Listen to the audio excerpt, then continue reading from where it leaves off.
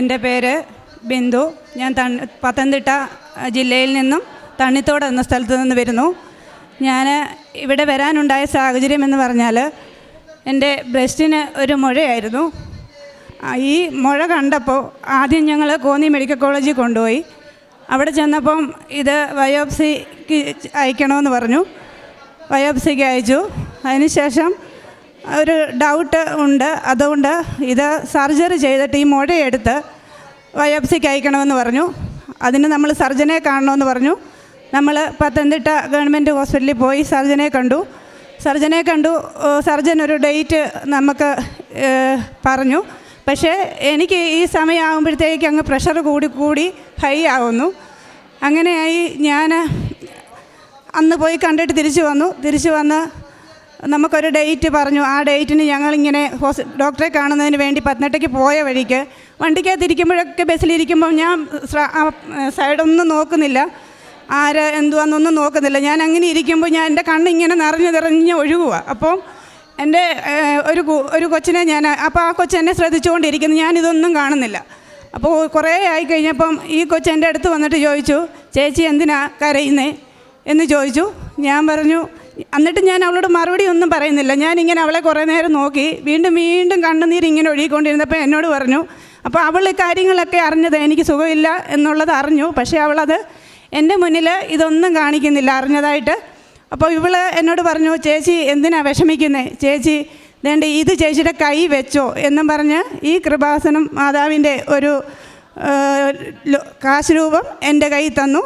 അത് ചേച്ചി ഇത് മുറുക്കെ പിടിച്ചോണം, ഞാനിത് ആർക്കും കൊടുക്കത്തില്ല, ഇനി ചേച്ചിക്കായതും കൊണ്ടാണ് ഞാനിത് തരുന്നത്, ചേച്ചി ഇത് സൂക്ഷിച്ച് വെച്ചോ, ചേച്ചിക്ക് ഒരു കുഴപ്പം വരത്തില്ലെന്ന് അവൾ പറഞ്ഞു. ഞാനിത് വാങ്ങി എൻ്റെ കയ്യിൽ ഇങ്ങനെ മുറുക്കി പിടിച്ചു. ഹോസ്പിറ്റലിൽ ചെന്നപ്പോൾ ഡോക്ടർ അന്നും നോക്കി പ്രഷർ കൂടുതലാണ്. അന്ന് എന്നെ ഒരുപാട് ഡോക്ടർ വഴക്ക് പറഞ്ഞു. കാരണം ഇതിങ്ങനെ നീട്ടി കൊണ്ടുപോകുന്നു, അത് ബുദ്ധിമുട്ടാണ്, അതുകൊണ്ട് ഒന്നും ആലോചിക്കേണ്ട, ഇത് പ്രഷർ കുറഞ്ഞാലേ നമുക്ക് എന്തെങ്കിലും ചെയ്യാൻ പറ്റൂ എന്ന് പറഞ്ഞു. ഞങ്ങൾ അന്നും തിരിച്ച് വീട്ടിൽ പോന്നു. കഴിഞ്ഞിട്ട് വൈകുന്നേരമൊക്കെ ആയി. അപ്പോൾ എൻ്റെ മനസ്സിലിങ്ങനെ കൃപാസനത്തിൽ ഇത് പറഞ്ഞെങ്കിലും ഞാനത് കാര്യമാക്കുന്നില്ല, പള്ളിയിലെ കാര്യമൊക്കെ പറഞ്ഞെങ്കിലും ശ്രദ്ധിച്ചില്ല. അപ്പം ഓപ്പറേഷൻ ഒരു ഡേറ്റ് പറഞ്ഞ് അതിന് കഴിഞ്ഞതിന് ശേഷം നമ്മൾ ഈ റിസൾട്ട് 20 ദിവസം കഴിഞ്ഞിട്ടേ വരത്തുള്ളെന്ന് പറഞ്ഞു. നമ്മൾ 20 ദിവസമായപ്പോൾ ചെന്നപ്പോൾ റിസൾട്ട് ആയിട്ടില്ല എന്ന് പറഞ്ഞു. 23-ാമത്തെ ദിവസം റിസൾട്ട് വരുന്നു. അപ്പോൾ ഡോക്ടർ പറഞ്ഞു, ഇച്ചിരി പ്രശ്നമുണ്ട്, ഇത് തിരുവനന്തപുരത്ത് RCC പോകണം നിങ്ങൾ എന്ന് പറഞ്ഞു. അപ്പം അത് കേട്ട് ഒരുപാട് വിഷമിച്ചു, മനസ്സ് വീട്ടിൽ വന്നു. അപ്പം ഞങ്ങൾ 1-ാം തീയതി ആണ് ഞങ്ങൾ RCC പോകുന്നത്. ജനുവരി 1-ന് ഞങ്ങൾ RCC പോകുന്നു. ഇവിടെ വന്ന് ഉടമ്പടി എടുത്തത് 4-ാം തീയതിയാണ്, ഡിസംബർ 4-ാം തീയതി ഉടമ്പടി എടുക്കുന്നു. അപ്പം 1-ാം തീയതി നമ്മൾ RCC ചെന്നപ്പോൾ അവിടുത്തെ ഡോക്ടർ നമ്മുടെ ഇവിടുത്തെ ഇതെല്ലാം നോക്കി, നമ്മൾ പത്തനംതിട്ടയിൽ എന്നെ ട്രീറ്റ്മെൻറ്റ് ചെയ്തതിൻ്റെ പേപ്പേഴ്സ് എല്ലാം നോക്കിയിട്ട് ആദ്യമേ തന്നെ നമ്മോട് പറയുന്നത് സർജറിയാണ്. ഫെബ്രുവരി 5-ാം തീയതി ഒരു ബ്രസ്റ്റ് നീക്കം ചെയ്യുന്നതാണ് നല്ലത്, അല്ലെങ്കിൽ അത് മുഴ മാത്രമായിട്ട് എടുത്തു കഴിഞ്ഞാൽ അത് പിന്നീടും ഇത് വരാൻ ചാൻസ് ഉണ്ട്, അതുകൊണ്ട് നമുക്കൊരു ബ്രസ്റ്റ് നീക്കം ചെയ്യാം എന്ന് പറഞ്ഞു. അവിടെ നിന്ന് ഞാൻ ഒരുപാട് മനസ്സ് നൊന്ത് കരഞ്ഞ്. അപ്പോഴെല്ലാം എൻ്റെ കയ്യിൽ ഈ കൃപാസനത്തിലെ മാതാവിൻ്റെ കാശ് രൂപ എൻ്റെ കയ്യിലുണ്ട്. ഞാനത് മുറുക്കെ പിടിച്ചുകൊണ്ട് വീട്ടിൽ വരുമ്പോഴത്തേക്ക് ഞങ്ങളുടെ വീടുകളിൽ എനിക്ക് തോന്നുന്നു ഞങ്ങളുടെ പഞ്ചായത്തിൽ ഞാനൊരു കുടുംബശ്രീയുടെ വൈസ് ചെയർപേഴ്സണൊക്കെയാണ്. അപ്പം ഒരുപാട് ആളുകളുമൊക്കെ ആയിട്ട് ബന്ധമുണ്ട്. ഞാൻ ചെല്ലുമ്പോൾ ഞങ്ങളുടെ വീടുകളിൽ ഒരുപാട് ആൾക്കാരിങ്ങനെ നിൽക്കും. എനിക്കിതെല്ലാം കൂടെ കണ്ടിട്ട് എന്ത് ചെയ്യണമെന്ന് അറിയത്തില്ല. ഒരുപാട് മനസ്സ് നൊന്ന് ഞാൻ ആരെയും ഫേസ് ചെയ്യാതെ ഞാൻ നേരെ എൻ്റെ റൂമിൽ കയറി അവിടെ കിടന്ന് കരഞ്ഞ് അങ്ങനെ ഇരിക്കുക. അപ്പം ഒരു 4-ാം തീയതിയാണ് ഞങ്ങൾ ഇവിടെ വന്ന് 1-ാം തീയതി ഞങ്ങൾ RCC പോയിട്ട് അന്ന് വന്ന് വൈകുന്നേരം എൻ്റെ കൂട്ടുകാരി ചേച്ചി, എൻ്റെ സ്വന്തം കൂടപ്പിറപ്പിനെ പോലെ എൻ്റെ കൂടെ ഉണ്ട്. അപ്പോൾ ഞാൻ ആ ചേച്ചിയെ വിളിക്കുന്നു, ചേച്ചി എനിക്ക് കൃപാസനത്തിൽ പോകണം, എന്നെ ഒന്ന് കൊണ്ടുപോകാമോ, എൻ്റെ കൂടെ വരാൻ ആരുമില്ല, ചേച്ചി എന്നെ ഒന്ന് കൊണ്ടുപോകണമെന്ന് പറഞ്ഞു. അത് രാത്രി 10 മണിയൊക്കെ, എനിക്ക് ഉറക്കമില്ല. ഇങ്ങനെ ഒരു ബ്രസ്റ്റ് നീക്കം ചെയ്യണമെന്ന് പറയുമ്പോൾ നമുക്കുണ്ടാകുന്ന ഒരു വേദന. അപ്പം ചേച്ചിയെ ഞാൻ വിളിച്ച് ചേച്ചി എന്നോട് പറഞ്ഞു, മോനെ നമുക്ക് പോകാം എന്ന് പറഞ്ഞു. ഞങ്ങൾ 4-ാം തീയതി തന്നെ ഇവിടെ വന്ന് കൃപാസനത്തിൽ വന്ന് ഉടമ്പടി എടുത്തതിന് ശേഷം ഞങ്ങളിവിടെ ഇറങ്ങി വന്ന് അച്ഛൻ നമ്മളെ തലയിൽ കൈ വെച്ച് പ്രാർത്ഥിച്ചു. അവിടുന്ന് സൈത്ത് തന്നു. അത് നമ്മൾ പുരട്ടി. അതിനുശേഷം ഞങ്ങൾ തിരികെ പോയി. അന്നേരം ഞാൻ ഇവിടെ നിന്ന് ഒരുപാട് കരഞ്ഞ് ഇവിടെ ഇരുന്നും പ്രാർത്ഥിച്ചു, എൻ്റെ മാതാവേ, ഞാൻ ഇനി ആശുപത്രിയിൽ ചെല്ലുന്ന ദിവസം എനിക്ക് ഒരു കുഴപ്പവും ഇല്ല എന്ന് പറയണേ, ഞാൻ ഇവിടെ ആൾക്കാർക്ക് മുന്നിൽ വന്നെന്ന് സാക്ഷ്യം പറഞ്ഞോളാം എന്ന് പറഞ്ഞ് കരഞ്ഞ് ഒരുപാട് പ്രാർത്ഥിച്ചു. അങ്ങനെ ഞങ്ങൾ 12-ാം തീയതി, ജനുവരി 12-ാം തീയതി വീണ്ടും ഞങ്ങൾ ഹോസ്പിറ്റലിൽ പോവുകയാണ്. അവിടെ ചെന്ന് ഒരുപാട് കുറേ ടെസ്റ്റുകൾ നമുക്ക് ചെയ്തിട്ട് പറഞ്ഞു ഇത് ഫസ്റ്റ് സ്റ്റേജാണ്, നിങ്ങൾ ഫെബ്രുവരി 5 നമുക്ക് ഡേറ്റ് തന്നെങ്കിൽ അനസ്തേഷ്യയൊക്കെ കണ്ട് അതെല്ലാം റെഡിയാക്കി വെക്കണമെന്ന് പറഞ്ഞു. അപ്പം ഞങ്ങൾ അതെല്ലാം കണ്ടതിന് ശേഷം നമ്മളോട് പറഞ്ഞ് ചിലപ്പോൾ ഡിസംബറിൽ തന്നെ സർജറിക്ക് നമ്മളെ വിളിക്കും, ഏത് സമയത്തും റെഡിയായി നിന്നോളാൻ പറഞ്ഞു. നമ്മൾ അവിടെ നിന്ന് ഇങ്ങനെ വന്ന് അന്ന് തൊട്ട് ഇവിടെ വന്ന് ഉടമ്പടി എടുത്ത് പോയതിന് ശേഷം ഞാൻ എന്നും ആ ഉടമ്പടി തൈലം പുരട്ടുകയും അതുപോലെ തന്നെ ഉപ്പും എല്ലാം ഉണ്ട്. അതെല്ലാം ഞാൻ ഇച്ചിരി പ്രാർത്ഥിക്കുമ്പോൾ പ്രഷറുള്ളത് ആ ഉള്ളി പേടിയുണ്ട്, എന്നാലും ഞാൻ അതെടുത്ത് നാക്കി വെക്കുകയൊക്കെ ചെയ്ത് അങ്ങനെയൊക്കെയാണ്. എന്ത് തന്നെ ആയാലും നമ്മൾ പിന്നത്തെ പ്രാവശ്യം ഞങ്ങൾ ഹോസ്പിറ്റലിൽ ചെല്ലുമ്പോൾ ഞാൻ അവിടുന്ന് എൻ്റെ കയ്യിൽ ഈ കാശ് രൂപം കയ്യിലുണ്ട്. അവിടുന്ന് നമ്മൾ അവിടെ ചെന്ന് ഹോസ്പിറ്റലിൽ ചെന്ന് സ്കാനിങ്ങിന് ഒന്നുകൂടെ സ്കാൻ ചെയ്യാൻ പറയുന്നു. ഞാനിത് കയ്യിൽ ഇങ്ങനെ മുറുക്കി പിടിച്ചേക്കുക. അന്നേരം ഇവിടുന്ന് അച്ഛൻ തന്ന ലോക്കറ്റും എൻ്റെ കയ്യിലുണ്ട്. അതും എൻ്റെ കയ്യിലുണ്ട്. എൻ്റെ കൂട്ടുകാരി എനിക്ക് തന്നതും എൻ്റെ കയ്യിലിരിക്കുന്നു. അപ്പം ഞാൻ ഇതും കൊണ്ട് ഇങ്ങനെ കയറിയപ്പോൾ അവിടെ ഒരു സിസ്റ്റർ എന്നോട് പറഞ്ഞു, ഇത് എവിടെയെങ്കിലും കെട്ടിയിട്ട് ഈ തുണിക്കകത്ത് വെച്ചോ, അല്ലെങ്കിൽ നമ്മളെ പരിശോധിക്കുന്ന സമയത്ത് ഇത് നഷ്ടപ്പെട്ടു പോയാലോ.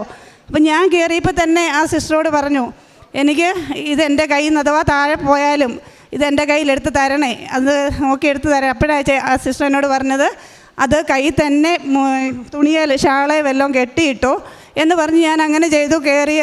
കയറി സ്കാനിങ് എല്ലാം കഴിഞ്ഞു. 2-3 പ്രാവശ്യം അവർ സ്കാൻ ചെയ്തതിന് ശേഷം അന്ന് നമുക്ക് കാണാൻ പറ്റിയില്ല ഈ റിസൾട്ട് കാണിക്കാൻ. അപ്പോൾ അടുത്ത നമുക്കൊരു ഡേറ്റ് തന്നു. ആ ഡേറ്റിൽ നമ്മൾ ചെന്നപ്പം ഡോക്ടർ ഈ റിസൾട്ടെല്ലാം നോക്കിയിട്ട് എന്നെ ഇങ്ങനെ കുറേ നേരം ഒരു 5 സെക്കൻഡ് ഇങ്ങനെ നോക്കിയിരുന്നിട്ട് എന്നോട് പറഞ്ഞു, വെളിയിലോട്ടിരുന്നു ഈ ചർച്ച ചെയ്തിട്ട് വേറൊരു ഡോക്ടറുമായിട്ട് ഡിസ്കസ് ചെയ്തിട്ട് വിളിക്കാമെന്ന് പറഞ്ഞു. അപ്പം വീണ്ടും എനിക്കന്നേരം പേടിയായി, എൻ്റെ ദൈവമേ ഇനി എന്തുവാ വേറെ വല്ലയിടത്തും ഉണ്ടോ മുഴ, അങ്ങനെ ഒരു പേടി എന്നിൽ വന്നു. അപ്പോഴും ഞാൻ വെളിയിലിരുന്ന് ഇങ്ങനെ മാതാവിൻ്റെ ഈ ലോക്കറ്റും കൈ പിടിച്ച് കാശ് രൂപം കൈ പിടിച്ച് ഞാനിരുന്ന് കരയുമ്പോൾ എൻ്റെ അടുത്തിരിക്കുന്ന അവിടെ എന്ന് വെച്ച് RCC ചെന്ന് കഴിഞ്ഞാൽ പോയിട്ടുള്ളവർക്കറിയാം, എല്ലാവരും ഡോക്ടറെ കണ്ടിട്ട് ഇറങ്ങി വരുന്നത് കരഞ്ഞുകൊണ്ടാണ് ഇറങ്ങി വരുന്നവർ സ്ത്രീകൾക്കൊന്നും ഒരു ബ്രസ്റ്റ് ഇല്ല. ഇതൊക്കെ കണ്ട് ഞാനങ്ങ് ഉള്ളുരുകി ഇരുന്നങ്ങ് കരയുക. അപ്പം എന്നോട് പറഞ്ഞു, എൻ്റെ അടുത്തിരുന്ന ഒരു ചേച്ചി കൊല്ലത്തുനിന്ന് വന്നതാണ്. അപ്പോൾ എന്നോട് പറഞ്ഞു, മോളെ ഞാൻ മാതാവിൻ്റെ ഇവിടത്തെ വരുന്നതാണെന്ന് ആ ചേച്ചിക്ക് അറിയത്തില്ല. എന്നോട് പറഞ്ഞു, മോളൊരു കാര്യം ചെയ്യുക, ഇങ്ങനെ ഇരുന്ന് ഒന്നും വിഷമിക്കണ്ട, മോള് കൃപാസനം പള്ളിയിൽ ഈ വീട്ടിൽ ചെന്നിട്ട് അവിടെ ഒന്ന് പോകും, മോക്കൊരു കുഴപ്പവും വരത്തില്ല. അപ്പോഴാ ചേച്ചിയെ എനിക്ക് മിണ്ടാൻ പറ്റുന്നില്ല. അപ്പം ഞാനിങ്ങനെ ആ ലോക്കറ്റ് ആ ചേച്ചിയെ കാണിച്ചു, എൻ്റെ കയ്യിലുണ്ട് ചേച്ചി, ഞാൻ ദിവസവും 5:30 ആകുമ്പോൾ എഴുന്നേറ്റ് പ്രാർത്ഥിക്കുന്നുണ്ട്, അന്ന് തൊട്ട് ഇന്ന് വരെ ഈ നിമിഷം വരെയും അത് മുടങ്ങാതെ ചെയ്യുന്നുണ്ട്. പിന്നെ എന്ന് പറഞ്ഞു. ഞാൻ പറഞ്ഞു, എനിക്ക് ഈ കരയുന്നുണ്ടെങ്കിലും എനിക്കൊരു ധൈര്യം വരും. എൻ്റെ മനസ്സിലിരുന്ന് ആരോ എന്നോട് പറയുക, ഒരു കുഴപ്പം വരത്തില്ല, ധൈര്യമായിട്ടിരിക്കുക എന്നെൻ്റെ ഉള്ളിലിരുന്ന് ആരോ പറയുന്ന പോലെ എനിക്ക് തോന്നുക. അപ്പോൾ എന്തായാലും ഞങ്ങളൊരു 10 മിനിറ്റൊക്കെ കഴിഞ്ഞു. അപ്പോഴത്തെ സിസ്റ്റർ ഇറങ്ങി വന്നിട്ട് പറഞ്ഞു, നിങ്ങൾ കഴിച്ചിട്ട് വരാൻ പറഞ്ഞു. ഞാൻ കഴിക്കാനൊന്നും പോയില്ല, അവിടെ ഇങ്ങനെ ഇരുന്നു. അങ്ങനെ പെട്ടെന്ന് തന്നെ വിളിച്ചിട്ട് ഈ ഡിസ്കസ് ചെയ്തിട്ട് പറയാമെന്ന് പറഞ്ഞു. എന്നിട്ട് ഞങ്ങൾ ചെന്നപ്പം എൻ്റെ മുഖത്ത് ഇങ്ങനെ നോക്കിയിരുന്നിട്ട് എന്നോട് പറഞ്ഞു, ഒരു കുഴപ്പവും ഇല്ല കേട്ടോ, പിന്നെ ഇപ്പോൾ സർജറി ഒന്നും വേണ്ട, പിന്നെ ഇടയ്ക്ക് ഒന്ന് ചെക്കപ്പിന് വരണം എന്ന് പറഞ്ഞു. അപ്പോഴത്തേ ഞാൻ മാതാവിൻ്റെ കാശ് രൂപം എൻ്റെ കയ്യിൽ, ഞാൻ എൻ്റെ മാതാവെ അങ്ങനെ തന്നെ പ്രാർത്ഥിച്ചുകൊണ്ടാണ് ഞാൻ ആ റൂമിലേക്കും കയറിയത്. അങ്ങനെ എൻ്റെ ഈ അസുഖം ഒന്നുമില്ല, ക്യാൻസർ ഇല്ല എന്ന് എന്നോട് കഴിഞ്ഞ 29-ാം തീയതി പോയപ്പം എൻ്റെ അടുത്ത് ഹോസ്പിറ്റലിൽ നിന്ന് പറഞ്ഞു. എനിക്കിതിങ്ങനെ തന്നെ കേൾക്കണമെന്നാണ് ഞാൻ ഈ പള്ളിയിൽ വന്ന് ആദ്യത്തെ നിയോഗം വെച്ചതും. അത് അങ്ങനെ കേട്ട് കഴിഞ്ഞാൽ ഇനി ഇവിടെ വന്ന് സാക്ഷ്യം പറഞ്ഞുകൊള്ളാമെന്ന് ഞാൻ പറഞ്ഞിരുന്നു. അതുകൊണ്ട് ഞാൻ ഇന്നിവിടെ വന്ന് സാക്ഷ്യം പറയാൻ വേണ്ടി വന്നത്. ഈ കാരുണ്യ പ്രവർത്തികളെന്ന് പറയുമ്പോൾ ഞാൻ നേരത്തെ ഒന്നാമത് സമയമില്ല, ജോലിക്ക് പോകുന്നുണ്ട്. അതിൻ്റെ കൂടെ ഓരോ പഞ്ചായത്തിൽ ഒക്കെ ഞങ്ങൾക്ക് ഒരുപാട് ജോലികളുണ്ട്, അപ്പം ഒന്നിനും സമയം കിട്ടത്തില്ല. എന്നാൽ പോലും ഞാൻ ഈ പള്ളിയിൽ വന്ന് പ്രാർത്ഥിച്ചതിന് ശേഷം ഞാനൊരു മൃഗാശുപത്രി ജോലി ചെയ്യുന്നുണ്ട്. അവിടെ അമ്മമാർ പ്രായമുള്ള ഒരു ചെറിയൊരു കയറ്റം കയറി, നല്ലൊരു കയറ്റമാണ്.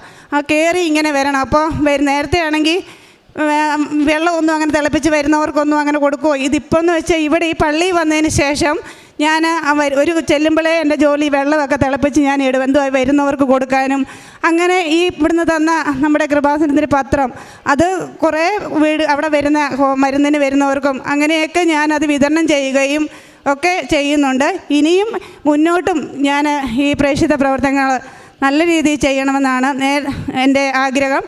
എനിക്ക് മുൻപൊക്കെ എന്ന് പറഞ്ഞാൽ ഭയങ്കര ദേഷ്യമായിരുന്നു. എന്തെങ്കിലുമൊക്കെ കാര്യം പറയുമ്പോൾ ഞാൻ അമിതമായിട്ടൊക്കെ ദേഷ്യപ്പെടുമായിരുന്നു.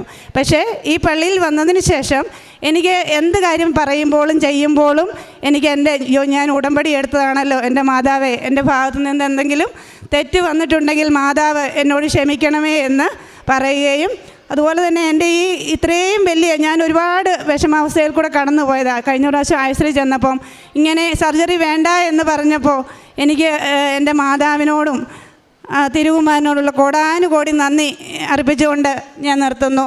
പ്രഭാഷകൻ്റെ പുസ്തകം 38:9 തിരുവചനം പറയുന്നു, മകനെ, രോഗം വരുമ്പോൾ ഉദാസീനനാകാതെ കർത്താവിനോട് പ്രാർത്ഥിക്കുക, അവിടുന്ന് നിന്നെ സുഖപ്പെടുത്തും.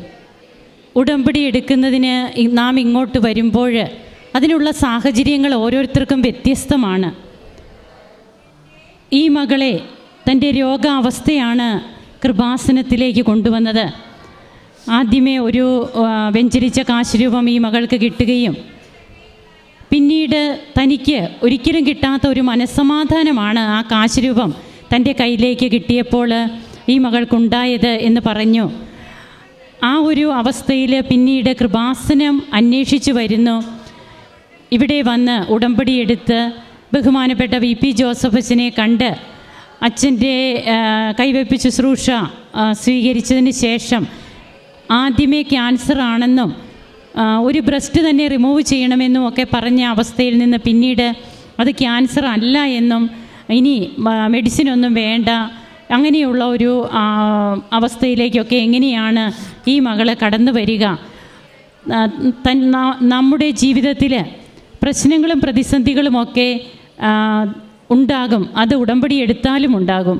ഉടമ്പടി എടുക്കുമ്പോഴേ എല്ലാം ക്ലിയർ ആകുമെന്ന ഒരു ചിന്ത നമുക്കുണ്ടെങ്കിൽ അത് തീർച്ചയായും നമ്മെ കൂടുതൽ നിരാശപ്പെടുത്തുകയേ ഉള്ളൂ. അതുകൊണ്ട് ഉടമ്പടി എടുക്കാൻ വരുന്ന ഓരോരുത്തരും തങ്ങളുടെ ജീവിതത്തിൽ നിന്ന് എല്ലാം ഇനി ക്ലിയർ ആയിക്കൊള്ളും എന്നുള്ള ഒരു ചിന്തയോടെ ആകരുത്. എന്തു വന്നാലും സധൈര്യം നേരിടാൻ പരിശുദ്ധ അമ്മയുടെ മധ്യസ്ഥം കൂടെയുണ്ട്. ഒരു പ്രത്യേകത കൂടിയുണ്ട്. ഇവിടെ അമ്മയുടെ അടുത്ത് വന്ന് നാം പ്രാർത്ഥിക്കുമ്പോൾ കൃപാസനത്തിൽ അമ്മ ജീവനോടെ പ്രത്യക്ഷപ്പെട്ട ഇടമാണ്. അതാണ് ഇവിടുത്തെ പ്രത്യേകത. നാം ഫ്രാൻസിലോ ലൂർദിലോ ഒക്കെ പോയി പ്രാർത്ഥിക്കുന്നതിന് ഇന്ന് സാഹചര്യമില്ലെങ്കിൽ നമുക്ക് നമ്മുടെ തൊട്ടടുത്ത് അമ്മ പ്രത്യക്ഷപ്പെട്ട ഈ പുണ്യഭൂമിയിൽ നാം വരുമ്പോൾ തീർച്ചയായും ഇവിടെ അമ്മയുടെ പ്രത്യക്ഷീകരണത്തിൻ്റെ സാക്ഷിയാക്കി എന്നെയും എൻ്റെ കുടുംബത്തെയും ഉയർത്തണമേ. വത്തിക്കാൻ അമ്മയുടെ പ്രത്യക്ഷീകരണം സ്ഥിരീകരിക്കാൻ, അത് ഏറ്റെടുക്കാൻ എന്നെയും എൻ്റെ കുടുംബത്തെയും ഒരു ഉപകരണമാക്കണമേ. ഇതൊക്കെയായിരിക്കണം നമ്മുടെ പ്രാർത്ഥന. അതിൻ്റെ കൂടെ നമ്മുടെ നിയോഗങ്ങൾ നടന്നുകൊള്ളും. നമുക്ക് പിന്നീട് അത് രോഗസൗഖ്യമായും അതുപോലെ കടബാധ്യതകളിൽ നിന്നുള്ള മോചനമായും കുടുംബ സമാധാനമായും ഒക്കെ നമുക്കത് അതിൻ്റെ പ്രതിഫലനങ്ങൾ നമുക്ക് ലഭിച്ചുകൊണ്ടിരിക്കും. ഉടമ്പടി നേർച്ച വസ്തുക്കളെ ഈ മകൾ എങ്ങനെ ഉപയോഗിക്കുന്നു എന്നും അങ്ങനെ താനിപ്പോൾ പരിപൂർണ സൗഖ്യമുള്ളവളായിട്ട് ഇവിടെ വന്ന് സാക്ഷ്യം പറയുമ്പോൾ നമ്മുടെ ജീവിതത്തിലെ എല്ലാം ഈശോയ്ക്ക് കൊടുക്കാം. അമ്മയുടെ മധ്യസ്ഥത്തോട് നമുക്ക് കൂടുതൽ കൂറ് പുലർത്താം. വിശ്വസ്തരും സത്യസന്ധരുമായിക്കൊണ്ട് ദൈവത്തെ ചേർത്ത് പിടിച്ചുകൊണ്ട് നമുക്ക് മുമ്പോട്ട് പോകാം.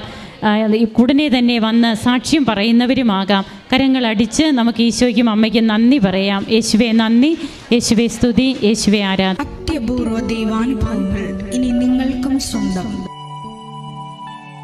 ഈ യൂട്യൂബ് ചാനൽ ഇതുവരെ സബ്സ്ക്രൈബ് ചെയ്തിട്ടില്ലെങ്കിൽ ഇപ്പോൾ തന്നെ സബ്സ്ക്രൈബ് ചെയ്യുക. ഈ വീഡിയോ ഇപ്പോൾ തന്നെ നിങ്ങളുടെ സുഹൃത്തുക്കൾക്ക് ഷെയർ ചെയ്തുകൊണ്ട് കർത്താവിൻ്റെ പ്രേക്ഷിതരാകുക.